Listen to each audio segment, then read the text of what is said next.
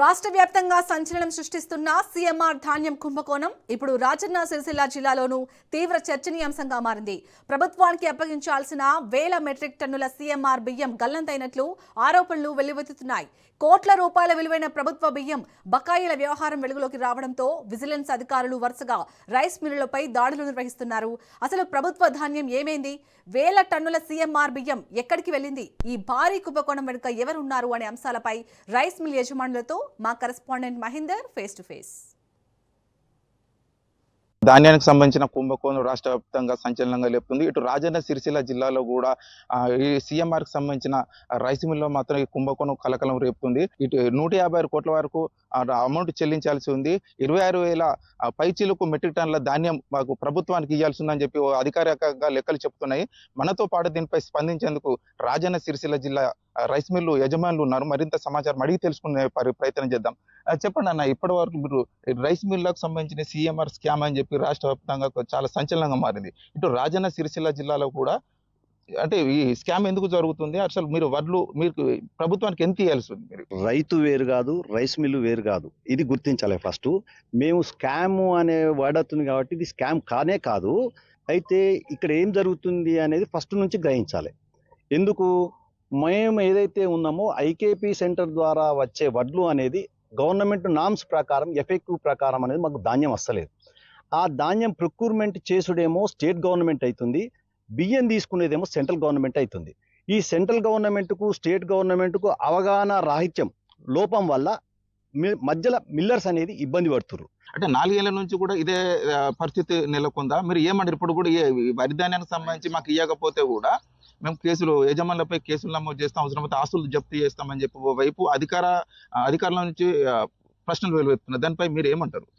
అసలు దీనికి కారణం ఏంటంటే 2022-23 రబీ సీజన్ అనేది సెంట్రల్ గవర్నమెంట్ మేము పర్చేజ్ చేయము అని చెప్పింది. పర్చేజ్ చేయము అనుకున్నప్పుడు ఒక క్రాప్ హాలిడే స్టేట్ గవర్నమెంట్ ఇచ్చేది ఉండే, కానీ రైతులను దృష్టిలో పెట్టుకొని మొత్తం పర్చేజ్ చేశారు. ఆ పర్చేజ్ చేసిన ప్యాడీని ఒక పంట వీళ్ళు టెండర్ రూపకంగా వెళ్ళిపోయారు. ఆ టెండర్ రూపకంగా రేటు కూడా మిల్లర్లకు ఇస్తే బాగుంటుండే. బ్లాక్ లిస్ట్ పెట్టకుండా మళ్ళీ వాళ్ళు ధాన్యం కేటాయించిన దాన్ని మీరు అంటే ఎలా చూడొచ్చు? మనం ఇప్పుడు రైతుల దగ్గరికి వెళ్ళి వచ్చేది అంటే పంట చాలా వస్తుంది. చాలా రావడం వల్ల మా కెపాసిటీని మించి మిల్లర్లకు అలాట్మెంట్ చేస్తున్నారు. దించుకోకపోతే కూడా బలవంతంగా దించుతున్నారు. దించేస్తే మాకు కెపాసిటీ తక్కువ ఉన్నది, అయినా మేము ఆరుబయట వేసుకుంటున్నాం. ఆరుబయట వేసుకుంటే వర్షాలకు ఖరాబ్ అవుతున్నది. ప్లస్ ఇంకొకటి ఏంటంటే 67% మేము గవర్నమెంట్కు బియ్యం ఇవ్వాలి. అది ఎప్పుడో 40 సంవత్సరాల కింద వచ్చిన జీవో. అది 67 కిలోల బియ్యం అనేది రైస్ 67 కిలోల బియ్యం అప్పుడు వెళ్ళినాయి కావచ్చు, అప్పటి కాలాన్ని బట్టి అప్పుడు వెళ్ళినాయి కావచ్చు, కానీ ఇప్పుడు వెళ్ళాయి. అధికారుల వైపు కూడా ఏమన్నా అంటే ఇలాంటి తప్పులు ఏమైనా ఉన్నాయా? బలవంతంగా మాకు రైస్ మిల్లో దించురు అని చెప్పి ఒకవైపు చెప్తారు. అంటే మీకు బలవంతంగా దించడానికి అధికారుల వైపు కూడా పొరపాట్లు జరిగినాయి. ఇలా కేసులు పెట్టి మిమ్మల్ని ఇలా కేసుల పాలు రిమాండ్ చేసే పరిస్థితి ఉన్నది. మీ ఆస్తులు కూడా జప్తు చేస్తామని చెప్పి కూడా అధికారికంగా కొన్ని చెప్పే పరిస్థితి ఉంది అధికారులు కూడా. దానిపై మీరు ఏమంటారు? అంటే ఇప్పుడు ఏదైతే ధాన్యం డ్యూను ప్రభుత్వానికి ఇచ్చేయడానికి మీరు సిద్ధంగా ఉన్నారా? డ్యూ కంపల్సరీ కట్టాల్సిందే, ఎవరైనా కట్టాల్సిందే. మేము ఏమున్నా కానీ జాబ్ వర్క్ చేసినాం, మేము కైకిల్కే చేసినాం. మిల్లు నడిపించుడు, గవర్నమెంట్ వడ్లు ఇస్తే మేము బియ్యం ఇచ్చుడు వాళ్ళకు.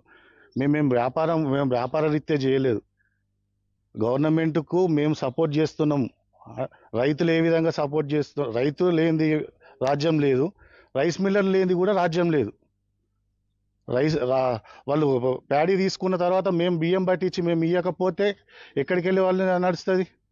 వరి ధాన్యం మా ప్రభుత్వానికి ఇవ్వాల్సింది మేము ఎన్నో తనిఖీలు చేసినాం. ఆ తనిఖీల్లో కూడా ఇటు వరి ధాన్యం లేదు, మాకు ఇవ్వాల్సిన బియ్యం కూడా లేవు అని చెప్పి ఓవైపు అధికారులు చెప్తున్న పరిస్థితి. అంటే అది అమ్ముకోవాల్సిన అవసరం ఏమొచ్చింది? అంటే ఇప్పుడు ప్రభుత్వానికి ఇవ్వాల్సి వచ్చింది అది రైతులకు సంబంధించిన అది వరి ధాన్యం. అంటే ఎందుకు అమ్ముకున్నారు వరి ధాన్యం?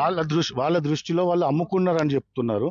మా దృష్టిలోనేమో మాకు నూకల రూపకంగా, రిజెక్షన్ రూపకంగా 30% మైనస్ అవుతున్నాం. ఒక క్రాఫ్ 300 లారీల వడ్లు దించుకుంటే 100 లారీల వడ్లు మాయమవుతున్నాయి.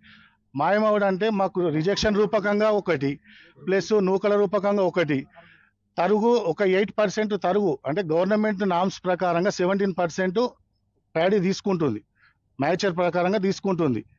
లీడర్లు ఏం చేస్తుంటారు? 20% ఉన్నా పంపిస్తారు, మీరు దించుకోకపోతే కలవదంటారు. దానికి అధికారులు కూడా ఒత్తిడి చేస్తారు. రైస్ మిల్లు యజమానులు మాత్రం ఒకటి విజ్ఞప్తి చేస్తున్నారు. మొత్తానికి చూసుకుంటే సీఎంఆర్కి సంబంధించిన ప్రభుత్వం ఎలాంటి నిర్ణయం తీసుకుంటుంది, ఇటు అధికారులు ఎలాంటి చర్యలు చేపడతారు అనేది కోణంలో కూడా చాలా అంటే జిల్లా వ్యాప్తంగా కావచ్చు, రాష్ట్ర వ్యాప్తంగా కావచ్చు, చాలా చర్చనీయంగా మారింది. వీళ్ళు అంటే ఏ పద్ధతిలో వీళ్ళు మళ్ళీ ఏ సందర్భంలో వీళ్ళు మళ్ళీ రిటర్న్ వస్తుంది.